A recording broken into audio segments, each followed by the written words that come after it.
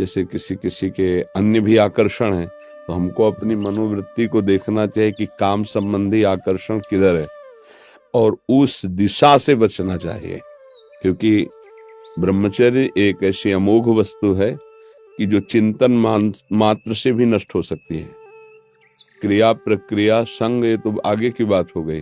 जैसे हम गाढ़ काम चिंतन में हो गए, हमारे अंदर एक मनोवाह नाड़ी है, वो नाड़ी मथानी समझिए। जैसे दूध को जमा कर दही किया गया और दही का जब मंथन किया गया तो उससे मक्खन घी निकलता है। ऐसे पूरे शरीर में, इस पांच भौतिक देह में कहीं भी देख लो, जैसे पित्त की थैली है और ऐसे कहीं वीर की थैली नहीं है। ब्रह्मचर्य जो वीर है उसकी कहीं थैली नहीं है। वो पूरे रक्त को वो मनोवाह नाड़ी मथानी की तरह चिंतन से, जब आपका कामोत्तेजित चिंतन हुआ तो मंथन कर देगी। अब मंथन कर दिया तो फिर लघु शंका में, स्वप्न दोष में किसी न किसी तरह वो निकल जाए। अखंड ब्रह्मचारी जी के लिए चिंतन भी रोकना है, क्योंकि ध्यायतो विषयान, जहां हम विषयों का ध्यान किया, संगस्तेषु उपजायते, उसमें आसक्ति पैदा होगी, फिर क्रियाएं आगे होने लगेंगी। तो हमारा जिधर काम आकर्षण है उनके संग से, उनके संभाषण से बचे। सबसे पहला कर्तव्य जीवन में ब्रह्मचारी को कभी भी सानिध्य प्रगट में या एकांत में काम संबंधी चेष्टाओं का नहीं करना चाहिए। बिल्कुल किसी भी बहाने से संभाषण, किसी भी बहाने से स्पर्श, किसी भी बहाने से चित्र आदि देखना। वो आजकल मोबाइल भी होते हैं, तो मोबाइल आदि में क्योंकि कामोत्तेजना जब चढ़ती तो वही विषय हमें अच्छा लगता है, तो उस विषय का किसी भी तरह से हम पोषण न होने दें। ये पक्की जीवन की बात समझ ले। अगर ब्रह्मचर्य रहना है तो विपरीत आकर्षण जो हो रहा है उससे हमें दूरी बना के रहना। अगर तनिक भी सिद्धि कोई दिखाए तो गिर ही जाएगा, वो भ्रष्ट ही हो जाएगा। और जब ब्रह्मचर्य रहा जाता है तो उसको सुविधा माया देती है ब्रह्मचर्य नष्ट करने की, ये बैठालना चाहिए। जैसे आप नियम लिए कि मैं आजीवन ब्रह्मचारी रहूंगा, तो आपको पक्की सुविधा एक समय आएगी कि आप आराम से भोग लीजिए, कोई निगेटिव नहीं, कोई नकारात्मक सोच भी नहीं आएगी। आप उसको स्वीकार करें, क्योंकि आपके व्रत को भंग करने के लिए माया ऐसी सुविधा देगी। आपको ऐसी सेवा मिलेगी या आपकी ऐसी सेवा होगी। कई तरह के विधान पेश किए जाते हैं विपरीतता अंदर पैदा करके भ्रष्ट करने के। तो साधक जीवन भर इस बात से सावधान रहे यदि नैष्ठिक ब्रह्मचर्य। दूसरी बात, जब हम स्नान करें तो नाभिदेश को बहुत ठंडा करें। ठंडे जल से नाभिदेश में यहाँ से जल को कई बार ऐसे डालें। और कभी भी किसी भी तरह से हम उन इंद्रियों को किसी भी तरह से ना छेड़ें जिनसे हमारा ब्रह्मचर्य नष्ट होता है। वो पवित्रता के लिए स्नान शौच आदि के अलावा हम उन इंद्रियों का स्पर्श भी ना करें, उन इंद्रियों को किसी तरह उत्तेजित ना करें, ये पक्का ध्यान रखें। तीसरी बात, भोजन इतना पाएं जो सुपाच्य हो और शौच पूरी साफ हो जाए। अगर कब्ज रहेगा तो फिर हमारा ब्रह्मचर्य नष्ट होने की संभावना रहती है। जिसकी बहुत कब्जियत बनी रहती है, तो ब्रह्मचर्य क्या है, घी समझो। वो उसको उचित आहार विहार से संयम में किया जाता है। और ब्रह्मचर्य को पुष्ट रखने के लिए कम से कम 48 मिनट बिना हिले डुले पद्मासन और सिद्धासन का अभ्यास करना चाहिए। मेरुदंड सीधी करके पद्मासन लगाना जानते हो, सिद्धासन लगाना जानते हो? सिद्धासन अभी तो ऐसे नहीं बताया जा सकता ना, क्योंकि क्रिया है उसमें। गुदा द्वार और मूत्रेंद्रीय द्वार के बीच की जगह में बाएं पैर की एड़ी होनी चाहिए और मूत्रेंद्रीय के ऊपर दाहिने पैर की एड़ी ऐसे आती है, तब वो ऐसे सिद्धासन ऐसे होता है। ऐसे 48 मिनट बिना हिले डुले सिद्धासन और पद्मासन का अभ्यास करे, आहार शुद्ध रखे, तो ब्रह्मचर्य ऊर्ध्वरेता होता है। जो ब्रह्मचारी है उसका ऊर्ध्वगामी वीर हो जाता है, फिर वो अधोगामी नहीं होगा। यदि अधोगामी शुरू हो गया है तो ऊर्ध्वगामी करने में बहुत कष्टप्रद। अभी आपकी नवीन अवस्था है, बहुत बढ़िया अवसर है जीवन को ब्रह्ममय बनाने का। तो खान पान में खटाई, अधिक मिठाई, वो पदार्थ जो कब्ज बना दे, गरिष्ठ हैं, उनका त्याग। ब्रह्मचारी का मतलब एक बीमार अवस्था वाले का जैसा भोजन है, जितने से हमारे प्राणों का पोषण हो जाए, सात्विक भोजन। अब होटलों का भोजन खावे, खूब मिठाइयाँ खावे, सोचे ब्रह्मचारी रह जाए तो असंभव है। हाँ, मीठा आदि कभी थोड़ा लघु मात्रा में, खटाई तो बिल्कुल त्याज्य है, बासी अन्न त्याज्य है, अपवित्र स्थिति में बनाए गए अन्न का त्याग है। तब हमारा विचार शुद्ध होगा, तब सच्चा ब्रह्मचर्य है हर इंद्री का। वाणी का ब्रह्मचर्य व्यर्थ का बकवास नहीं, भगवत चिंतन हितकर मधुकर वाणी। नेत्रेंद्री का ब्रह्मचर्य सब में भगवत भाव देखना, कहीं कोई काम आदि की चेष्टा को ना देखना। श्रवणेंद्री का भगवत चर्चा सुनना, शास्त्र चर्चा सुनना, व्यर्थ की बातें ना सुनना। ऐसे हर इंद्री का ब्रह्मचर्य हो जाएगा तो ब्रह्मचर्य का मतलब ब्रह्म में ही स्थित महापुरुष।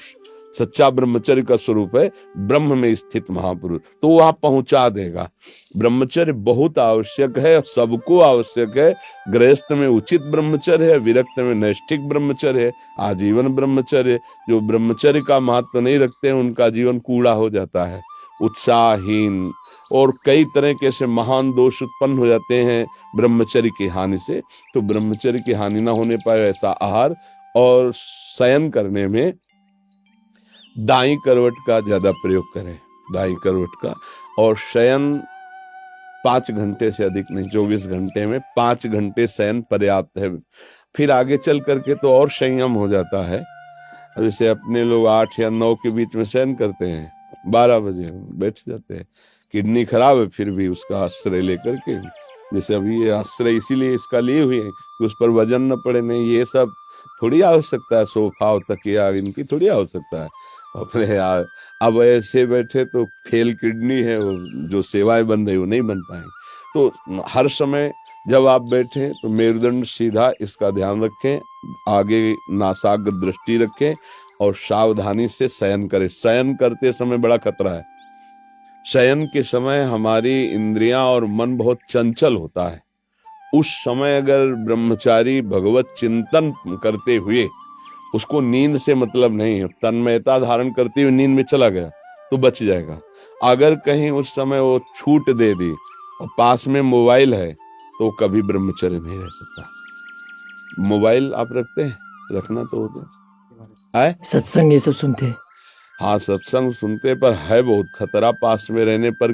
क्योंकि देखो, जो शास्त्रीय पद्धति है, गोस्वामी जी कह रहे हैं, तुलसीदास जी, जो चाहे आपन कल्याणा, सुजस सुमति शुभ गति शुभ नाना, सो पर नारी लीलार गोसाई, तजो चौथी के चंद्र की नाई। जैसे चौथ के चंद्रमा को देखने के लिए कलंक बताया जाता है, ऐसे बोले माताओं बहनों की तरफ एकाकार दृष्टि करके देखोगे तो तुम्हारे अंदर दोष उत्पन्न हो जाएगा। महापुरुषों ने जो कहा है कि अगर शुभ गति चाहिए, शुभ कल्याण चाहिए, तो इनके चरणों की तरफ देखो, भाव तुम्हारा शुद्ध रहेगा। बात करनी तो ऐसे बात कर लो, ऐसे बात करोगे तो हिम्मत नहीं है, कहीं न कहीं मन हमारा फिसला सकता है, कहीं न कहीं हमारे अंदर दोष दर्शन आ सकता है। तो इन सब विशेष बातों को तो ध्यान में रखना। और सबसे खास बात है कि हर समय नाम जप करना है। अगर नाम जप से चूक गए तो सब मिटिया मिट हो जाएगा, और नाम जप हो रहा है तो सब समझ जाएगा, पक्का समझना। क्योंकि भगवत चिंतन हो रहा है ना, नाम जप चल रहा है ना, वो सब संभाल लेगा, सब इंद्रियों को अंतर्मुख कर लेगा, सब समझ ले। भजन नहीं है तो फिर अध्यात्म को धारण करना कठिन है। वैसे अब क्या बताएं, ऐसा समय कि मोबाइल एक आवश्यक सामग्री सी बन गई है।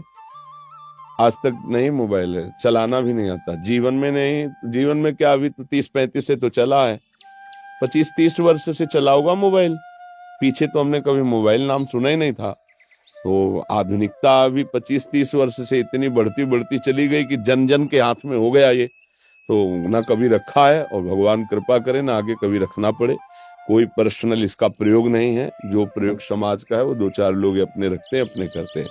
हमें लगता है ब्रह्मचारी अगर सत्संग सुनने के लिए चिप वाला प्रयोग करे और सत्संग केवल, वैसे यंत्र आते हैं ना कि जैसे चिप लगा दो सत्संग सुनते रहो, मेमोरी कार्ड, हाँ ऐसा कुछ, मतलब इसको सर्च करके हम सत्संग सुने तो कभी ऐसी बुद्धि हो जाएगी कि सर्च करके हम गलत भी देख सकते हैं। और एक बार अगर उतर गए, फिसल गए, फिर वो मतलब चढ़ पाना बहुत कठिन होता है। जैसे बालू का बांध होता है, एक बार टूट जाए फिर उसे बांधना बहुत कठिन हो जाता है। तो हमारी प्रार्थना है कि अगर आप मोबाइल रहित जीवन व्यतीत कर सके तो अच्छी बात है। वास्तविक जब हम प्राणों को समर्पित करके निकले तो मोबाइल क्या चीज है।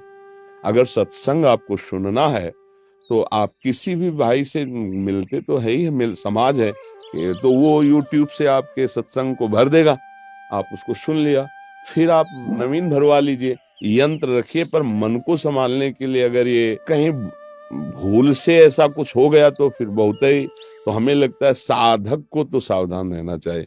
दिन भर तो शांति हो, जब शाम के शयन करने जाए और मोबाइल पास है तो मुझे लगता है खतरा पास रखा हुआ है साधक के पास। इसीलिए किसी साधक के पास नहीं मिलेगा, जिनको सेवाएं हैं उनके पास है, और उनको भी चाहे बूढ़ा हो चाहे बड़ा हो कभी भी किसी भी क्षण चेक किया जा सकता है, हमारे यहाँ का सिद्धांत है।